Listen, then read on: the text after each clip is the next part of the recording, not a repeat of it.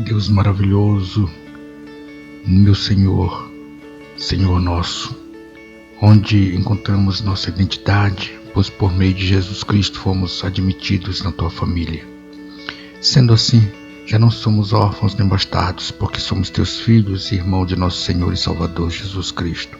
Logo o Senhor nos vê limpos, lavados e restaurados.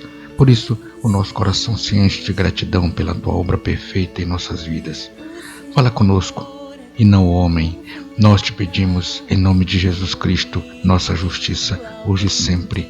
Amém. E graças a Deus. Nós estamos estudando sobre a doutrina da adoção. E esta semana, como diz, nós vamos encerrar. Na segunda-feira, dia 3, nós vamos fazer o fechamento, porque amanhã será a nossa última mensagem do ano. E aquela mensagem evangelística. E na segunda-feira nós encerramos para retomar em março. Mas no episódio passado nós tratamos sobre os resultados da adoção e vimos as bênçãos recebidas por causa dessa nova posição de Filho de Deus em Cristo Jesus, que desfrutamos do amor do Pai, do cuidado do Pai e, por incrível que pareça, a correção do Pai também, mas recebemos o conforto do Pai e a sua herança. Hoje nós vamos dar continuidade para falar sobre as bênçãos recebidas por meio da nova relação com Deus. Lembrando que a adoção ela trata primeiramente da posição, ou seja, posição de intimidade, de comunhão e privilégios. O filho adotivo ele goza todos os privilégios e direitos de filho legítimo. Alguns desses privilégios são ressaltados na palavra de Deus. E vamos então falar sobre esse privilégio, um dos primeiros, que é participar do nome do Pai. No mundo secularizado, meus irmãos, há quem queira mudar de nome, né? Por causa de fama, por causa de glória. As pessoas são bastante conhecidas aqui, né? Alguns nomes, é claro, merecem mais prestígio e respeito do que outros, mas participarmos do nome que está acima de todo nome é um privilégio que não tem preço, é um privilégio que não se pode medir. O apóstolo Paulo ora em Efésios capítulo 3, versículo 15, dizendo assim: por esta causa, por causa de quê? Por causa da nossa filiação em Cristo, né? Me ponho de joelhos diante do Pai, de quem toma o nome toda a família, tanto no céu como na terra. Então quer dizer que você tem um nome no céu, você é conhecido lá.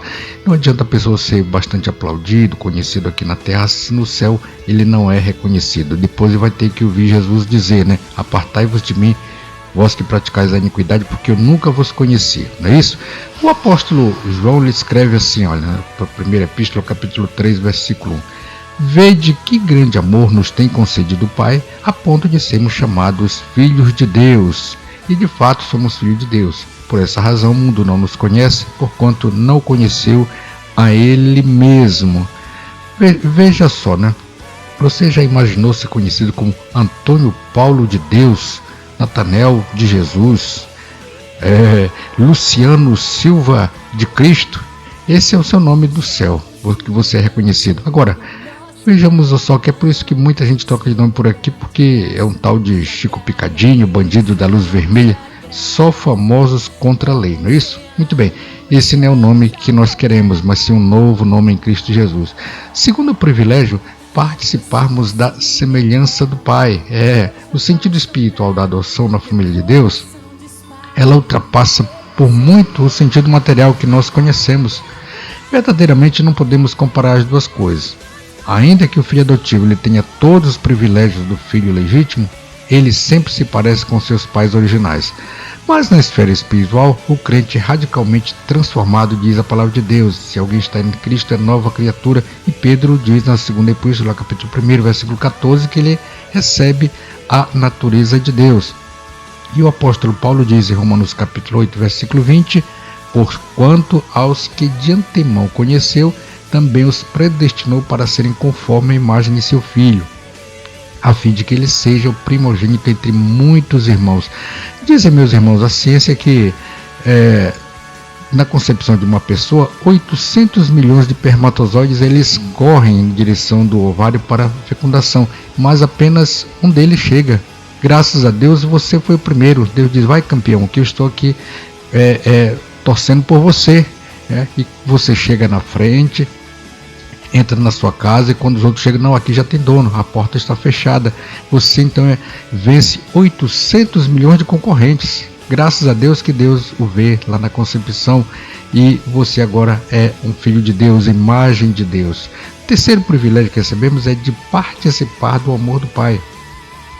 O amor ele tem que ser mútuo. Nenhum filho adotivo ficaria satisfeito no lar onde não fosse bem quisto, e sua tristeza ela seria ainda maior se houvesse na mesma família filhos legítimos que recebessem todo o amor e afeição dos pais.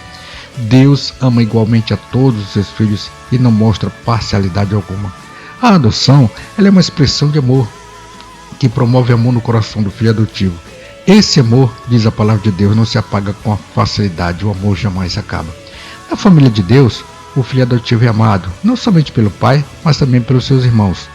Ninguém conhecia esse fato mais do que o apóstolo do amor, o apóstolo São João, que disse no versículo 14 da primeira epístola, no capítulo 3, nós sabemos que já passamos da morte para a vida. Por quê? Porque amamos os irmãos. Aquele que não ama permanece na morte. Olha, o apóstolo falou com autoridade, porque ele mesmo foi quem ouviu as palavras de Jesus Cristo em João capítulo 13. Novo mandamento vos dou, que vos ameis uns aos outros, assim como eu vos amei. Então que vocês amem uns aos outros. Meus irmãos, quem ama permanece em Deus e Deus permanece nele, diz a palavra de Deus. O quarto privilégio que conseguimos é ter comunhão com o Pai.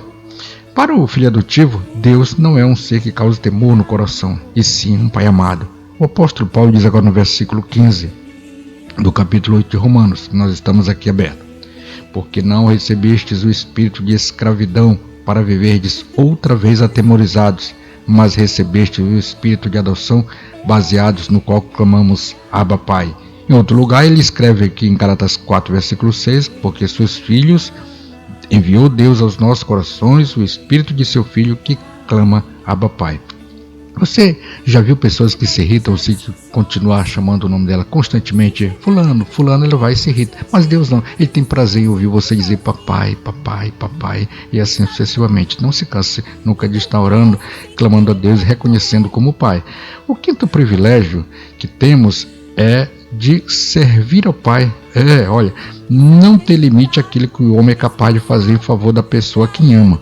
Diz uma música secular que a pessoa andava mais de 1000 léguas para colher flores de maio azul para levar o seu amor. Jesus disse em João capítulo 14, versículos 23 e 24 que se alguém me ama, guardará a minha palavra e meu Pai o amará, e viremos para ele e faremos dele morada. Quem não ama, não guarda as minhas palavras. E a palavra que estás ouvindo não é minha, mas do Pai que me enviou. Por quê? Versículo 8 do capítulo 15 diz: nisto é glorificado meu Pai, em que deis muitos frutos, e assim vos tornareis meus discípulos. Vejam, meus irmãos, você foi chamado por Deus para produzir frutos, para gerar filhos de Deus, frutos, e nisto ele é glorificado. Você glorifica a Deus quando produz seus frutos, porque reconhece a paternidade espiritual que você agora tem, que é Jesus Cristo em você. Muito bem, nós vamos ficar aqui para verificar a última parte na segunda-feira, concluir o nosso assunto, da adoção. Vamos verificar as evidências da adoção. Até lá, que Jesus te abençoe.